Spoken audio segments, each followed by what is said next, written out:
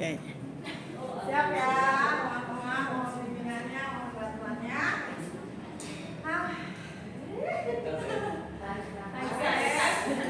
Bismillahirrahmanirrahim.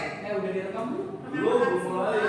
Sudah, Bapak. Ya. Latihan ini? Hah? Latihan. Enggak dong. Langsung teh. Ya. Nanti Pak.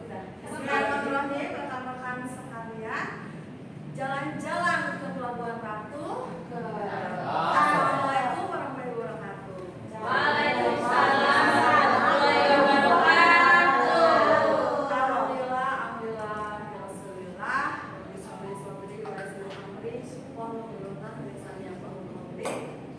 Teman-teman, Bapak Ibu semua, pertama-tama marilah kita panjatkan puja dan puji syukur kehadirat Ilahi karena berkat perkenannya kita semua bisa berkumpul di sini dalam keadaan sehat walafiat. Kemudian salawat serta salam tidak lupa senantiasa marilah kita haturkan kepada Nabi besar Muhammad SAW karena kita harus selalu berdoa semoga kelak kita di yaumil akhir nanti termasuk dalam golongan-golongan yang mendapat syafaatnya. Amin ya Allah. Juga Bapak Ibu sekalian, saya ucapkan terima kasih banyak karena Bapak Ibu sudah mau meluangkan waktu sibuknya untuk hadir di acara diseminasi budaya positif bersama saya hari ini. Terima kasih saya ucapkan. Semoga kebaikan Bapak Ibu semua dibalas pahala yang tak terhingga oleh Allah Subhanahu wa taala. Amin ya Allah. Sekarang saya mau pantun lagi, boleh nggak? Boleh. Ya, siap cakep nggak? Siap cakep nggak? Siap. Ya, jalan-jalan ke Pulau Irian. Di Irian ada burung cendrawasih. Selamat pagi hadirin sekalian. Perkenankan saya mau presentasi. Baik Bapak Ibu sekalian ya, budaya positif. Perkenalkan saya Risa Mardianti, calon guru penggerak angkatan 9 Kabupaten Cirebon. Oke Bu. Bapak, waktu masih Pak. Kayak saya. Oh iya kayaknya. Oke, terima kasih. Ini tujuannya apa sih? Saya berdiri di sini di hadapan Bapak Ibu ya. Saya mau memberikan pemahaman ya, semoga tujuan kita tercapai, memberikan pemahaman kepada peserta seminar mengenai penerapan paradigma baru dalam mengajar untuk mewujudkan profil pelajar Pancasila dengan penerapan budaya positif. Tapi Bapak Ibu sebelum kita masuk ke sini, saya mau games dulu ya. Saya nggak pusing kepalanya ya nggak sih? Gamesnya gimana? Gamesnya kita mau merangkai cerita. Saya akan membuka cerita. Saya setelah saya ke Pak Winoto melanjutkan cerita saya. Bisa Bapak? Belum bisa. Jadi kita mikir ya Bapak.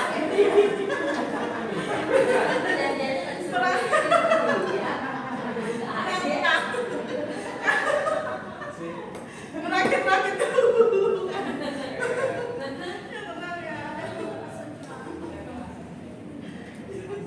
Saya akan memberikan contoh depannya ceritanya Pak Winoto melanjutkan. Setelah itu Pak Lilik melanjutkan sampai akhirnya tamatnya itu bagaimana sih Ibu Isa ceritanya itu? Begitu ya. Bisa Pak Winoto ya? Habis saya membuka Pak Winoto ke sini, lanjutan cerita dari saya itu apa ya? Begitu. Siap Bapak? Siap. Terima kasih ya. Saya akan mengucapkan 3 kalimat.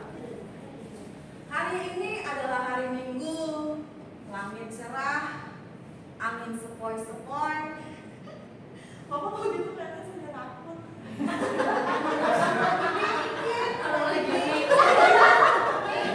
Soalnya bukan hari Minggu.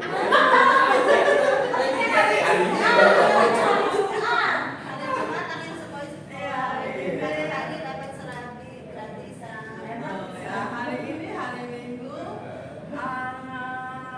langit cerah, angin sepoi-sepoi. Budi dan keluarganya memutuskan pergi ke Lembang. Silakan Bapak dilanjutkan.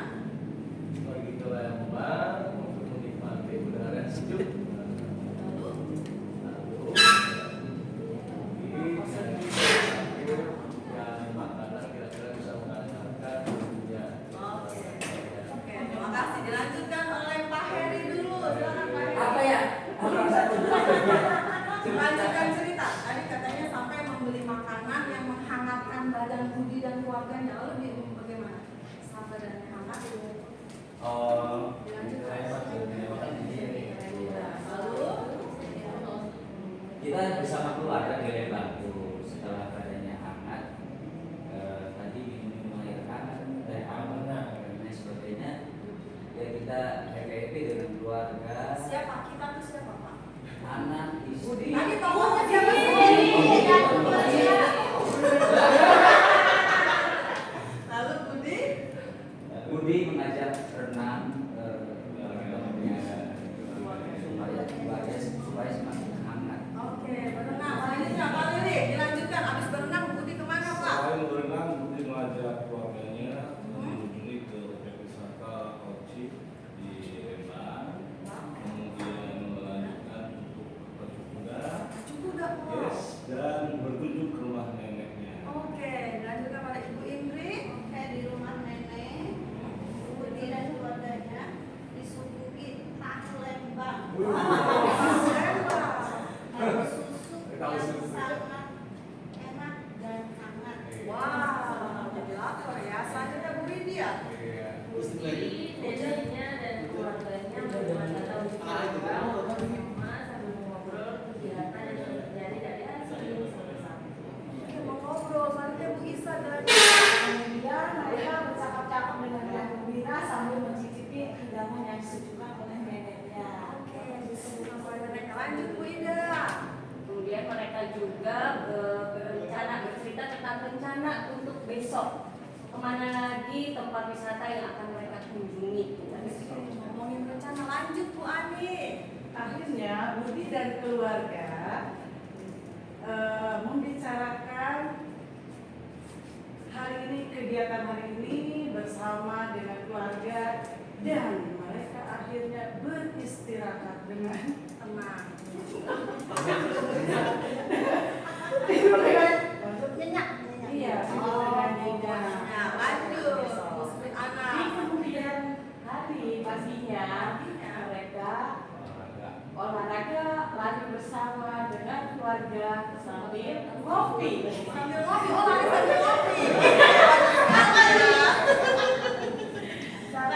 ya? Lalu sambil berbincang-bincang karena sudah lama tidak bertemu. Terima kasih. Habis berbincang, lari kaki ngopi, ngapain lagi Bu? Dari kegiatan keluarga yang berkualitas itu ditutup dengan kebersamaan, mendengarkan musik, dengan lagu-lagu yang indah, bernyanyi bersama dan berjoget bersama. Sehingga kegiatan hari itu ditutup dengan kebahagiaan yang sempurna. Wow, tepuk tangan. Ya, ending cerita Budi bagus sekali. Terima kasih Bu ini. Sekarang kita lanjut ya. Terima kasih sudah ikut tadi bermain games merangkai ceritanya. Next. Kok kesini sih? Oke. Hari ini apa aja yang akan kita share bersama-sama ya? Yang pertama adalah konsep pemikiran Ki Hajar Dewantara dan pembelajaran paradigma baru, kemudian budaya dan disiplin positif, nilai-nilai kebajikan, keyakinan kelas, posisi kontrol seorang guru dan penerapan segitiga restitusi. Ya. Lalu apa sih konsep pemikiran Ki Hajar Dewantara ya?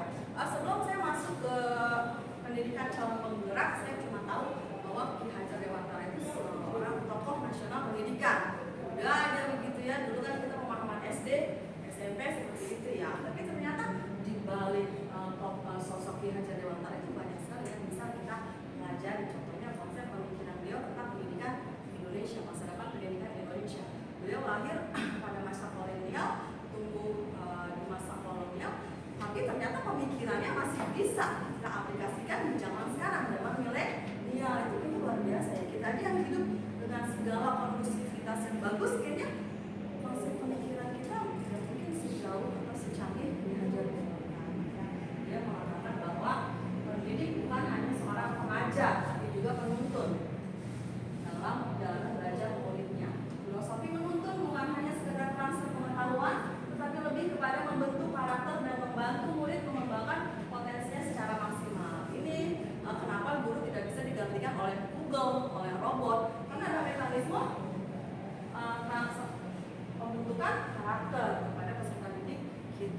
gitu ya Bapak Ibu. Selanjutnya diharapkan pembelajaran paradigma baru itu berorientasi pada penguatan kompetensi dan pengembangan karakter yang sesuai dengan dimensi pelajar profil pelajar Pancasila. Profil pelajar Pancasila sudah kita tahu bahwa menjadi salah satu tujuan pendidikan di Kementerian Pendidikan Indonesia. Begitu ya Bapak Ibu. Sebelum kita melangkah lebih lanjut, saya mau adakan kuis dulu ya. Apa sih kuisnya? Siapa yang hafal 6 dimensi profil pelajar Pancasila? Gotong royong. 6. 1. Gotong royong. 2. Ayo, siapa yang sanggup 6? Ada? Ayo, siapa yang hafal 6 profil pelajar Pancasila? Siapa? Saya udah beli hadiahnya ya. Siapa ayo?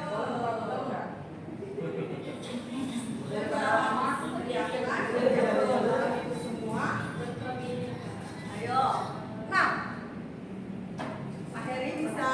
Pak Lilik? Mandiri. Ayo, 6 bisa? 1. Beriman. Terus? 2. Berkebinekaan global. 3. Mandiri. 4. Gotong royong. 5. Bernalar. Dan 6. Kreatif. Wah,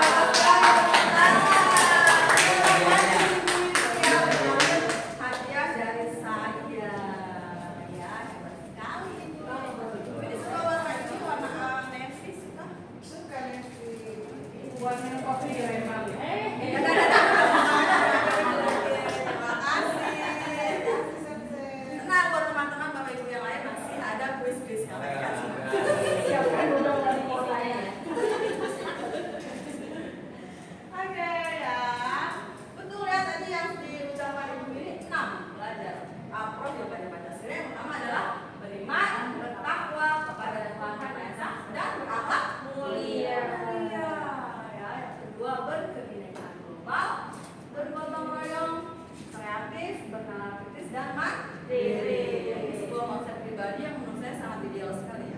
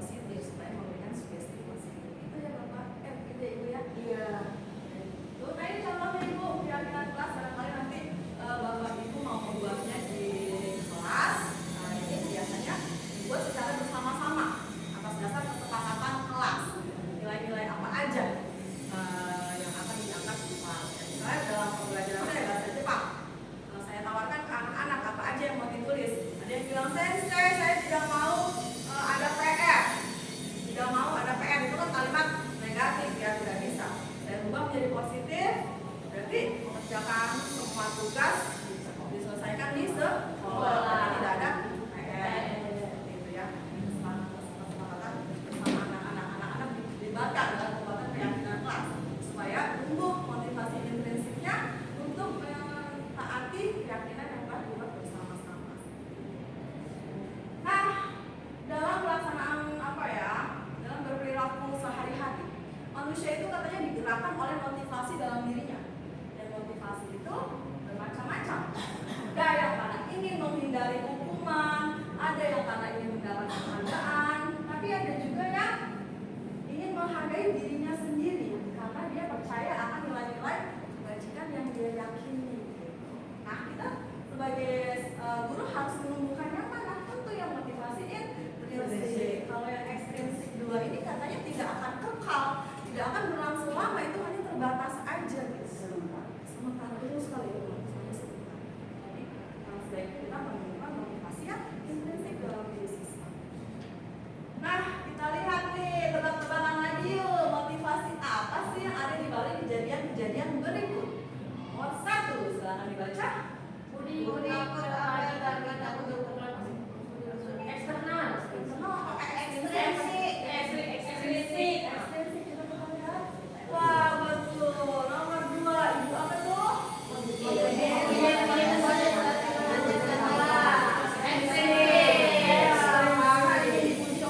Iwan gitu ya. Motivasi intrinsik. Yang nomor 3, Intrinsik. karena dia bertekad ingin jadi siswa yang Disiplin. dan menghargai dirinya, dia ingin membentuk pribadinya menjadi seseorang yang dia inginkan, yaitu siswa yang disiplin. Ya, ya betul sekali. Nah, pentingnya menumbuhkan motivasi intrinsik itu untuk apa sih ya?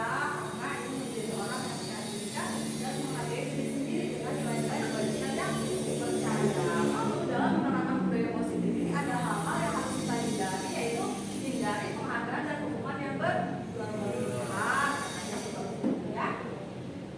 Nah, ini selanjutnya Bapak Ibu, 5 posisi kontrol kita sebagai guru. Ya. Oke, 5 posisi kontrol kita sebagai guru ada 5. Yang pertama adalah penghukum, membuat merasa bersalah, teman, pemantau, dan manajer. Berdasarkan pengalaman Bapak Ibu, kira-kira yang mana yang paling banyak Ibu lakukan? Bapak Ibu lakukan sebagai apa? Teman. Oh, sebagai teman. Wah, hebat sekali. Oh, pemantau. Pak Heri, biasanya sebagai apa, Pak? Manajer. Oh, manajer. Wow, keren banget. Bu Ani sebagai apa, Bu Ani? Pak Bimo itu sebagai pemantau juga ya. Ya. Oke, next. Nih, oh banyak banget ini ya. Mau pikir lagi nih. Lagi. Supaya menemukan posisi kontrolnya nih antara Sabrina dengan Palma. Coba bacakan ya. Sabrina hari itu bangun terlambat dan terburu-buru sampai di sekolah. Dia pun akhirnya sampai di gerbang sekolah, tapi baru menyadari kalau tidak menggunakan sepatu hitam seperti yang tertera di peraturan sekolah. Di depan pintu kelas, Bapak Lukman memperhatikan sepatu Sabrina yang berwarna coklat. Sabrina berusaha menjelaskan bahwa dia terburu-buru dan salah mengenakan sepatu. Pak Lukman menanyakan Sabrina, apa peraturan sekolah tentang seragam warna sepatu? Sabrina menjawab sudah mengetahui sepatu harus berwarna hitam, namun terburu-buru dan salah mengenakan sepatu. Selain tidak mungkin kembali pulang karena rumahnya jauh, Pak Lukman tetap bersikeras pada peraturan yang berlaku dan mengatakan, ya sudah, kamu sudah melanggar peraturan sekolah, kamu salah. Sudah terlambat, salah pula warna sepatunya. Segera buka sepatumu kalau tidak bisa mengenakan warna sepatu sesuai peraturan. Sabrina meminta maaf dan memohon kembali kepada Pak Lukman agar tetap dapat mengenakan sepatunya dan berjanji tidak akan mengulangi kesalahannya. Namun Pak Lukman tidak mau tahu. Tidak, kamu telah melanggar peraturan sekolah. Kalau tidak sanggup ambil sepatu di rumah atau diantarkan sepatu ke sekolah, ya sudah, kamu tidak bersepatu saja seharian di sekolah. Sekarang copot sepatumu dan silakan belajar tanpa sepatu seharian. Sabrina pun dengan berat hati mencopot sepatunya dan memberikannya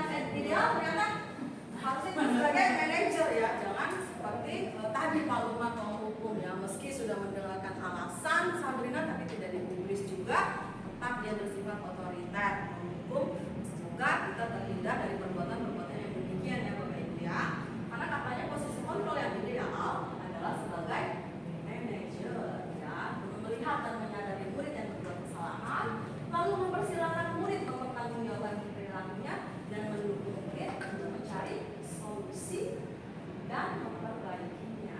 Bagaimana caranya? Ya mengacu pada restitusi, nanti segitiga restitusi akan juga saya tampilkan. Tujuan untuk apa? Menjadikan siswa menjadi manajer bagi dirinya sendiri, sehingga tercapai identitas positif atau yang berhasil pada diri. Jadi jawaban siapa yang benar? Ya kalau yang tadi kan betul. Yang tadi itu Pak Lukman sebagai guru. Tapi kan ternyata itu baik tidak Ibu? Tidak baik. Tidak baik karena membuat Sabrina minder, malu, nggak mau keluar kelas gitu. Ternyata itu tidak baik ya buat psikologi anak-anak kita.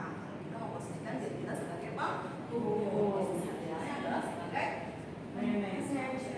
Dan setelah menyadari kesalahan murid, kita mempertanggungjawabkannya, kemudian mencari solusi untuk memperbaiki, membiarkan siswa mencari solusinya sendiri untuk memperbaiki kesalahan mereka tersebut. Itulah langkah-langkah posisi yang diambil sebagai manajer Bapak Ibu ya. Oke.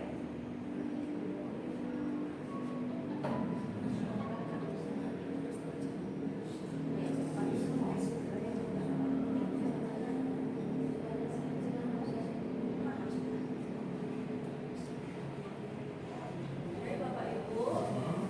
Nah ini segitiga restitusi. Kenapa sih Bapak Ibu mendengar istilah ini? Pernah enggak? Saya baru. Oh, baru. Ibu Bapak sebenarnya mendengar segitiga apa? Segitiga pengaman. Segitiga biru. Oh ya segitiga sama sih karena kedua jalan tiga. Kalau yang buat bikin bakwan segitiga apa tuh? Kalau kita di jalan nongkrong tuh, Segitiga apa? pengaman. Segitiga pengaman. Harus ada. Ya betul. Tahu aja kalau yang mobil baru gitu ya.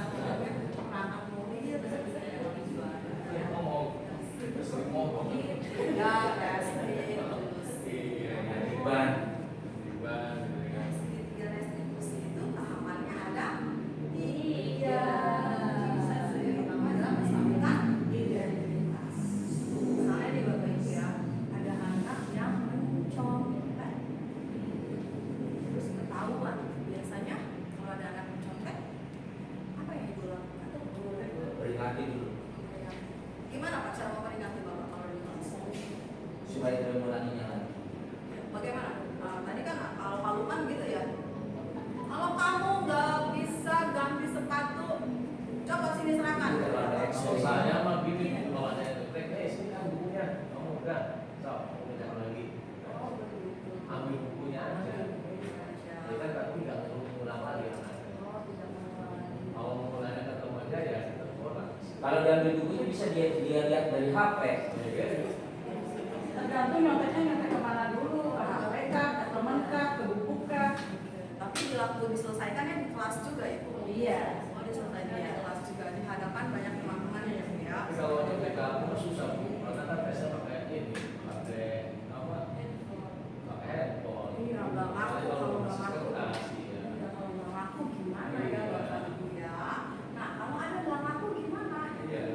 Kenapa kita harus melatih stabilitas, menstabilkan identitas ya, untuk menggali informasi sesolid mungkin, untuk menggali informasi dari anak sedalam mungkin. Biasanya Bapak Ibu, kalau anak melakukan kesalahan, betul kata Pak Winoto, dia tidak mau mengaku. Makanya kita lewat dulu tanpa tersatu, kita stabilkan dulu identitasnya. Kalau seperti kita memancing ya Bapak Ibu ya, kalau di air keruh, di air yang bergelombang itu kan susah, anggap ikan. Tapi kalau airnya udah jernih, udah stabil, maka kita bisa memancing dengan mendapatkan banyak ikan. Sama seperti psikologi seorang anak. Distabilkan dulu emosinya. Misalnya anak lagi gemeteran nih, aduh saya ketahuan nyontek nih sama Pak Winoto.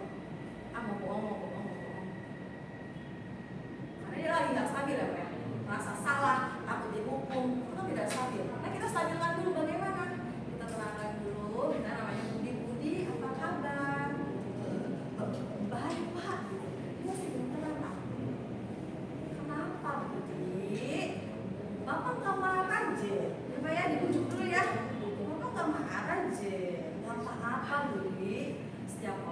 wajar melakukan kesalahan. Nggak apa-apa, nggak marah Bapak. Bapak cuma mau ngobrol kok. Kalau kita marah-marah kan apa ya? Anak tambah takut, malah tambah banyak bohong. Gitu, jadi kita stabilkan dulu emosinya supaya ketakutannya berkurang, supaya dia yakin saya baik-baik saja, saya ada di tangan orang yang tidak akan menyakiti saya secara psikologi. Jadi kita ambil dulu hati, distabilkan dulu. Kenapa nak? Tadi kamu ngapain ya? Bapak lihat buka buku. Tapi kita coba jangan berdiri sebagai musuhnya. Kita rangkul dulu hatinya, kita yakinkan bahwa kita ini ada di posisi dia, ada di pihaknya, bukan yang kontra. Itu maksud dari stabilitas, atau stabilitas identitas. Lalu validasi tindakan yang salah. Setelah dia tenang, oke, Pak Winoto baik, Pak Winoto tuh sayang sama aku, Pak Winoto tuh gak akan menyakiti aku, Pak Winoto bisa menerima kekurangan aku, kesalahan aku yang tadi terjadi di kelas. Barulah validasi tindakan yang salah. Tadi kamu ngapain nak? Kok Bapak lihat tangan kamu masuk ke kolong meja? Karena dia sudah ada, sudah merasa aman, dirinya aman. Aku tidak akan dilukai, aku tidak akan dihakimi oleh Pak Winoto atau Pak Heri. Aku tidak akan terluka secara psikologis, tidak akan dijudge. Kamu pencontek, kamu tidak belajar. Karena dia udah tenang, barulah tergali informasi valid tindakan yang salahnya itu dia akui. Iya Pak, maaf, tadi saya mencontek. Di situ kita jangan menyerang, kita biarkan dia cerita sebanyak mungkin. Setelah dia mengakui kesalahan yang terjadi tadi di kelas, makanya menurut saya sebaiknya kita merestitusi siswa yang melakukan kesalahan, sebaiknya tidak di kelas, sebaiknya person to person, lebih personal, lebih private, biar anak tergali informasinya lebih leluasa. Setelah dia emosinya stabil, akhirnya tergali, dia mengakui kesalahannya, tidak menutupi kebohongan dengan kebohongan, maka kita menanyakan keyakinannya. Ya, tadi kan kita udah bikin ya kesepakatan kelas. Salah satu poinnya adalah mengerjakan ujian dengan kemampuan sendiri, tidak mencontek, berarti tentang kejujuran. Kita tanyakan kepada anak, apakah kamu ingat keyakinan kelas yang sudah kita buat bersama-sama? Atau kalau kita kan punya, kita nggak punya keyakinan kelas misalnya, tapi kan kita punya janji setiap orang. Poin berapa tuh? Jujur dalam pikiran dan tindakan. Poin berapa? Poin kedua. Kita tanyakan, kakak ingat nggak janji setiap orang? Ingat. Coba sebutkan. Misalnya sampai poin 2, jujur dalam pikiran dan tindakan. Gimana dengan poin 2? Sesuai enggak dengan tindakan kakak mencontek di dalam kelas? Kita tanyakan keyakinannya tentang nilai kebajikan yang telah diyakini bahwa seorang taruna harus punya nilai kebajikan jujur. Dari situ kita ingatkan tentang keyakinannya yang telah disepakati bersama. Setelah itu kita kembalikan ke dia, bagaimana konsekuensinya ketika itu dilanggar. Di buku 1 tertulis bahwa mencontek di ulangan itu dikasih -2. Bagaimana menutupi itu? Kita kasih solusinya ke anak, biarkan anak yang mencari solusinya sendiri. Karena tadi kita sudah bilang posisi yang ideal adalah sebagai manajer. Jadi kita cuma mengarahkan, anak yang memutuskan, anak yang mencari solusinya. Ya, dari tadi kan saya sudah bilang -2. Kita bilang, bagaimana cara kamu memperbaiki -2 ini? Maka anak akan menjawab, biasanya nilai negatif berarti lawannya nilai apa? Nilai negatif lawannya nilai apa? Positif. Maka dia harus membuat poin positif. Ya, poin positif biasanya dia akan melakukan kegiatan-kegiatan positif atau bakti sosial.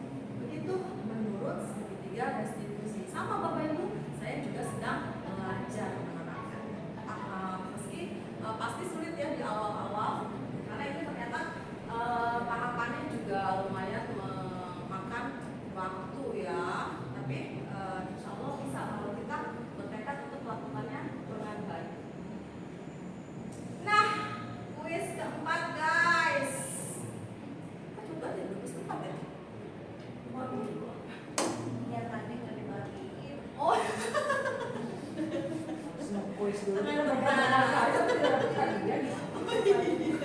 Serigam di rumah bapak. Maaf, ya tenang, nanti ada pertanyaan tambahan ya.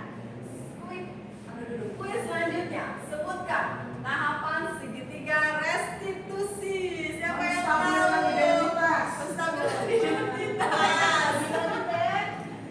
Ditulis sampai Validitas tindakan yang Apa?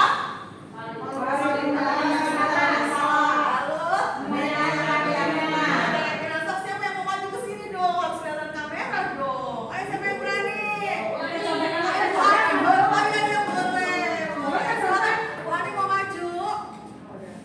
Dapat hadiah dong. Makanya Mama Neng Diva mau. Silakan. Dan saya Sebutkan 3 tahapan segitiga restitusi. Yang pertama adalah Menstabilkan stabilitas.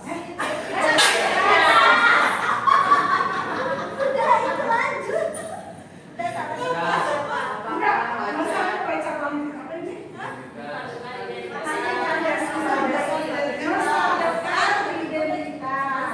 identitas. Validasi tindakan yang Oke, kita dan lihat. terakhir Menanyakan keyakinan. Baik. Oke, anak betul dapat hadiah dong ya. Oh, ibu mau warna apa, Bu? warna pink. Yang mana? Yang pink. Oh ya ampun. Tepuk tangan. Hebat sekali, berhasil mendapatkan hadiah. Terima kasih Sensei. Ya, wow, hebat sekali ya.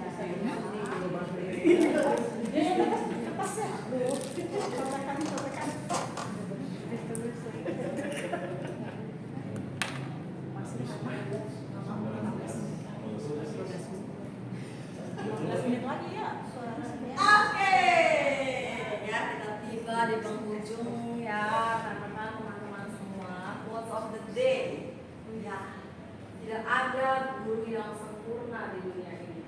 Maka tugas kita bukanlah untuk menjadi yang sempurna, melainkan tugas kita adalah menjadi guru yang bahagia, guru yang membuat siswa semangat datang ke sekolah, dan guru yang menumbuhkan kecintaan siswa untuk belajar. Tepuk tangan.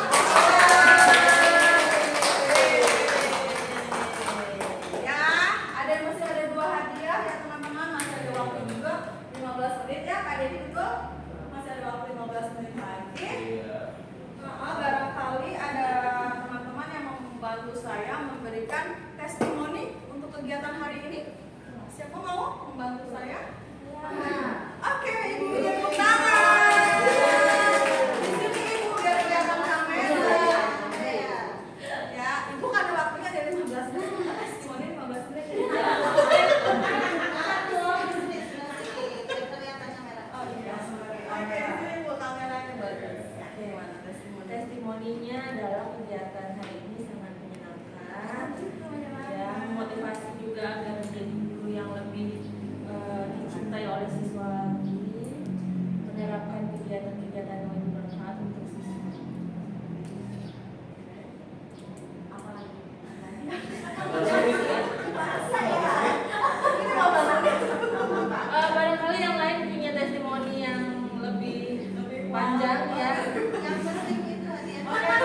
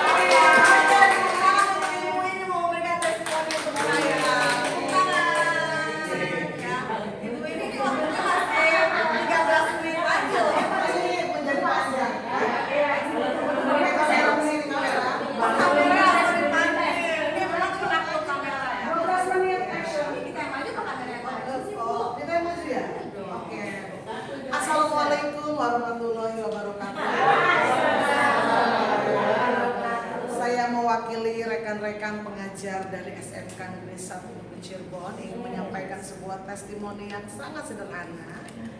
Yang pertama adalah sangat bangga memiliki calon guru penggerak yang hebat, Sensei Trisna Octavian,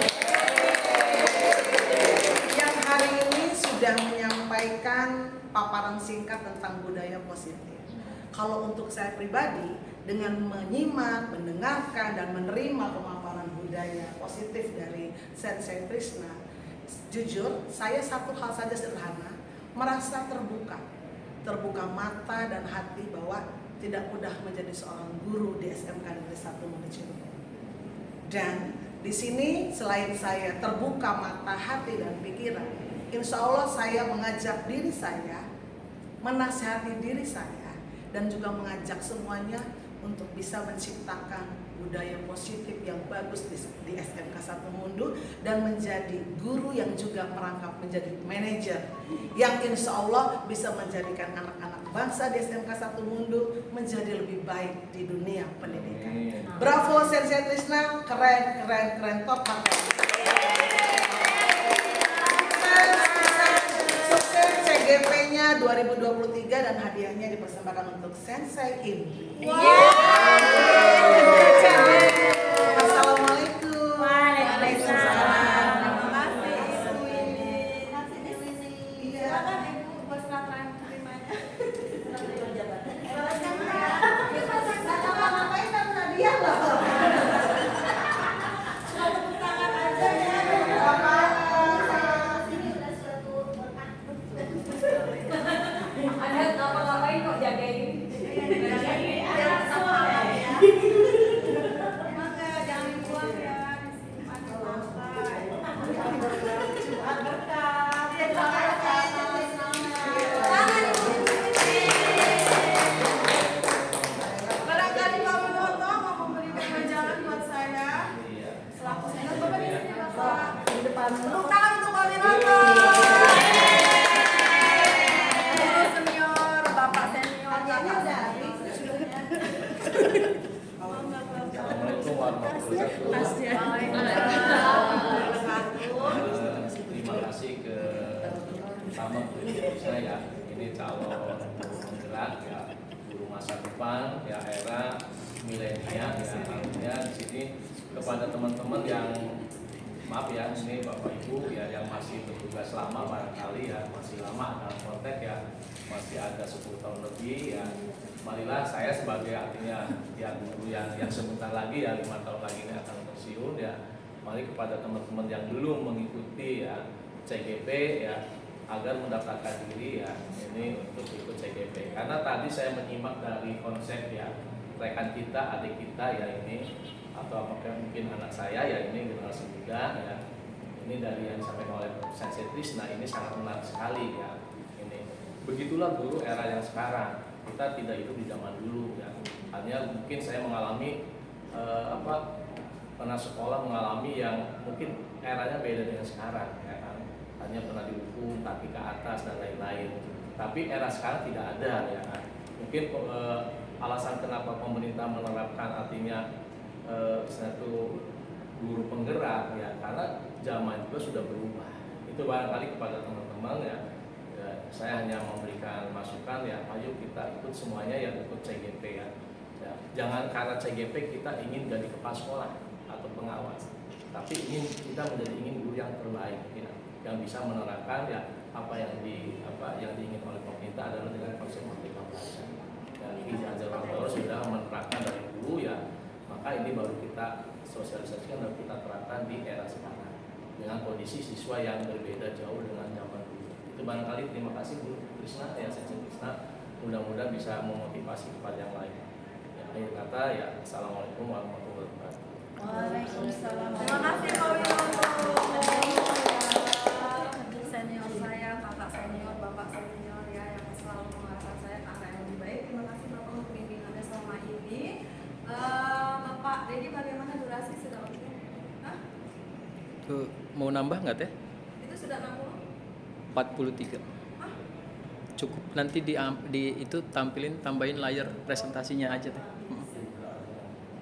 Terima kasih. Oke, terima kasih ya tadi untuk teman-teman yang sudah memberikan testimoni, itu memberikan support sekalian dukungan secara spirit kepada saya, tentu menjadi motivasi untuk saya lebih semangat lagi mengikuti pelatihan CGP ini. Sebelum saya akhiri ya Bapak Ibu sekalian, saya mau menanyakan barangkali dari pemaparan saya tadi ada yang kurang jelas. Mangga silakan saya buka sesi tanya jawab.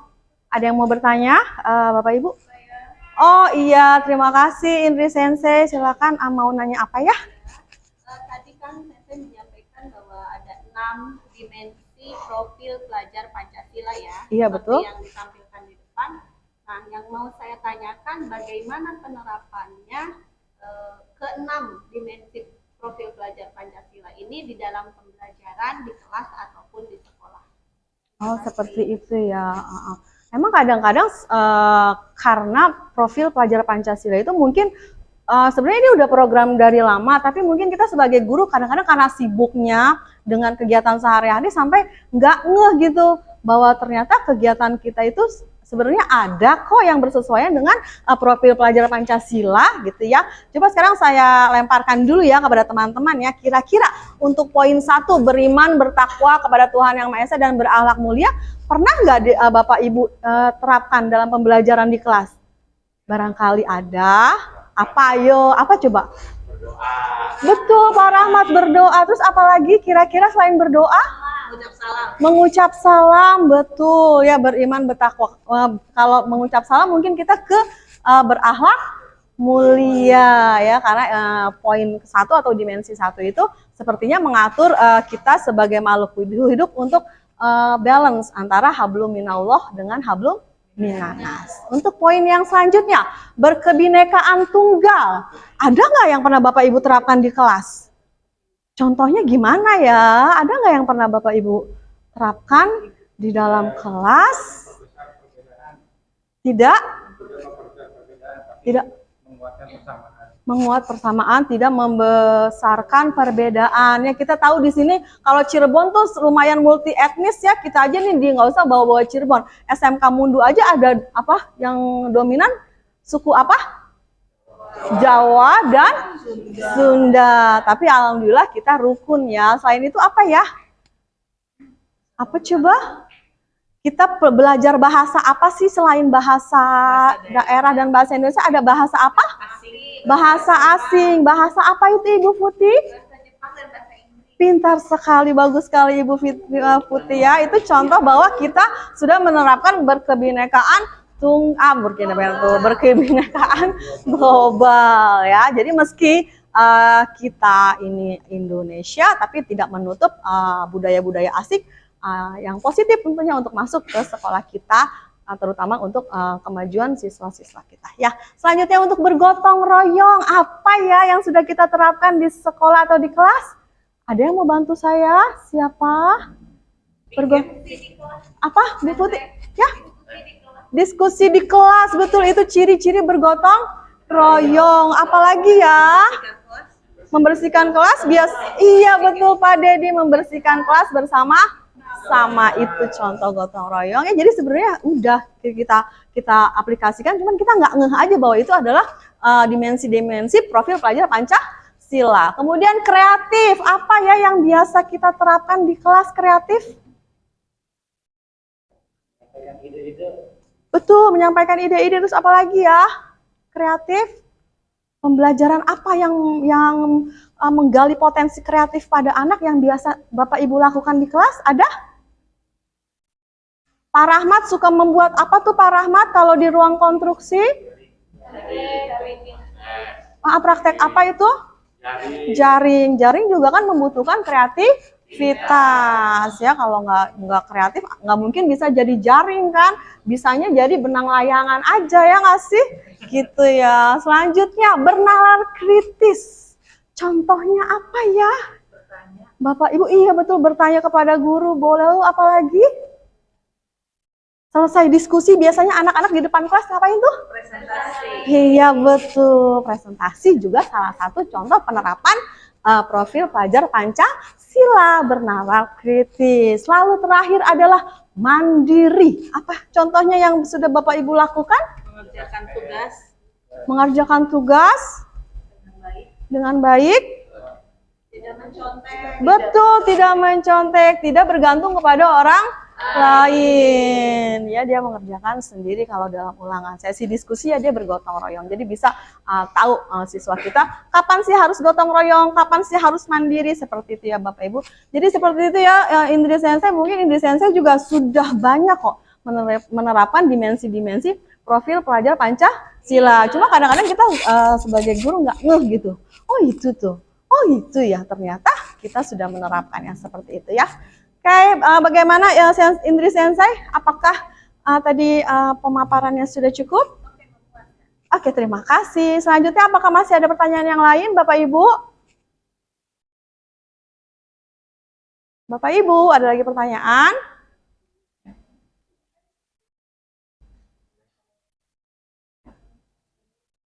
aku Sensei. Oke, Bu Sari, gimana Bu?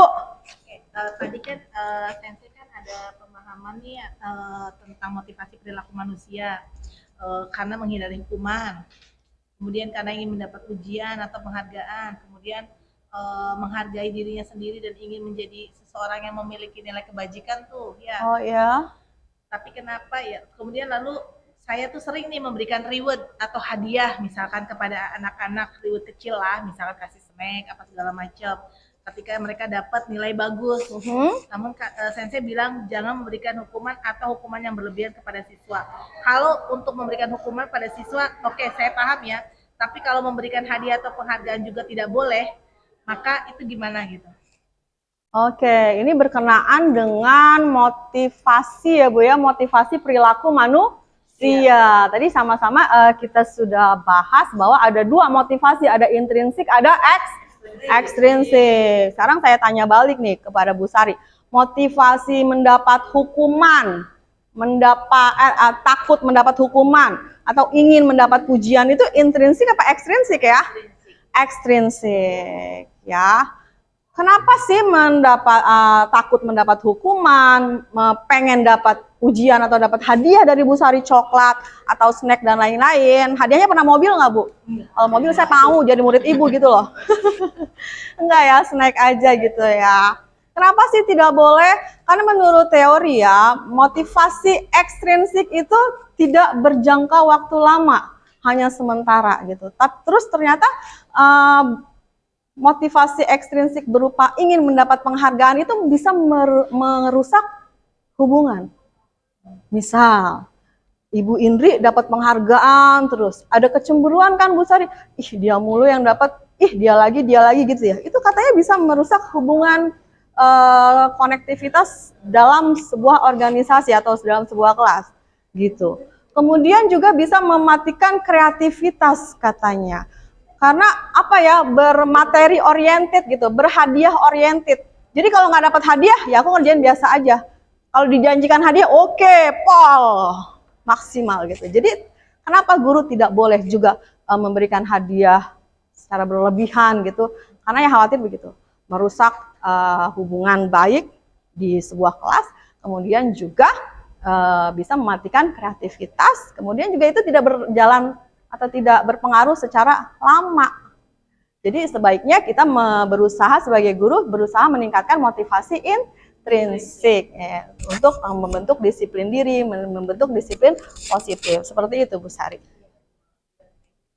Sudah cukup? Sudah cukup, Sensei. Oke, terima kasih teman-teman. Pertanyaannya juga sudah ya, sesi pertanyaan sudah selesai. Waktu juga akhirnya yang memisahkan kita. Terima kasih untuk waktunya. Ya, sekian. Oke.